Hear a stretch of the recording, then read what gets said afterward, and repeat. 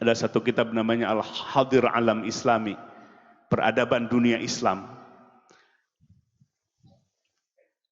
Bagaimana menghidupkan kembali kaum muslimin. Sebab kalau dalam roda itu, ya roda itu berputar. Jadi roda terus berputar dan kaum muslimin sedang di bawah. Ya, kafirin sedang di atas. Nah, roda itu akan berputar. Maka itu semua kembali kepada kita sebagai umat Islam, membalikan roda yang di bawah menjadi ke atas. Dalam kitab Hadir Alam Islami, salah satunya adalah ar-ruju'u ila tasawuf, bahwa umat ini harus kembali menjalankan, memahami dan mengamalkan ilmu tasawuf. Kenapa? Dunia Islam mencatat peradaban Islam dimulai dari masa Fathu Makkah, dimulai dari masa dibebaskannya kota Makkah oleh Rasulullah Sallallahu Alaihi Wasallam. Yadkhuluna fi dinillahi afwaja, mereka berbondong-bondong masuk Islam dengan sukarela, dengan ridho hatinya masuk Islam. Dimulai Fathu Makkah, kemudian pada masa Abu Bakar Siddiq, pada masa Umar bin Khattab, pada masa Utsman, pada masa-masa berikutnya, maka peradaban Islam muncul karena hati kaum muslimin bersih hatinya dari penyakit-penyakit hati. Kalau hati kita sudah dibersihkan oleh Allah Subhanahu wa taala, melihat perbedaan itu bukan menjadi permusuhan. Perbedaan dalam fikih, dalam pemahaman agama bukan menjadi permusuhan. Kalau hati kita dibebaskan oleh Allah Subhanahu wa taala dari penyakit-penyakit hati. Yang ada adalah tasamuh, yang ada adalah saling menghormati, yang ada adalah toleransi yang tinggi. Karena hatinya. Maka Muhajirin dan Ansor dalam Al-Qur'an disebutkan yang pertama dipersaudarakan itu hatinya, fa'alafa baina qulubikum.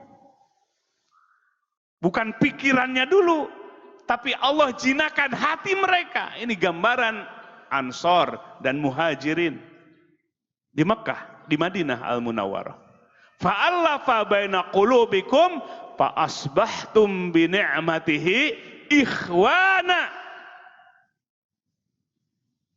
Allah jinakan hati kalian, kemudian menjadilah bersaudara. Coba Bapak Ibu sekalian, kalau hati kita bersih, kira-kira terasa nggak persaudaraan kita? Terasa persaudaraan kita. Beda masalah fikih, beda masalah pemahaman agama, itu akan bertoleransi. Tumbuh persaudaraannya karena dari hati yang bersih, dijinakan hatinya. Fa asbahtum bi ni'matihi ikhwana, menjadi bersaudara. Sekarang gara-gara hatinya kotor, justru permusuhan. Saudara jadi musuh karena hatinya kotor.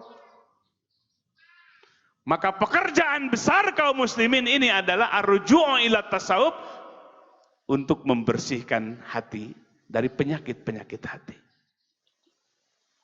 Ini kunci Bapak Ibu sekalian, sebab Nabi sudah bersabda, tinggal ikhtiar usaha lahir batin kita mewujudkan apa yang disampaikan oleh Nabi, bahwa sebaik-baiknya umatku di awal dan di akhir.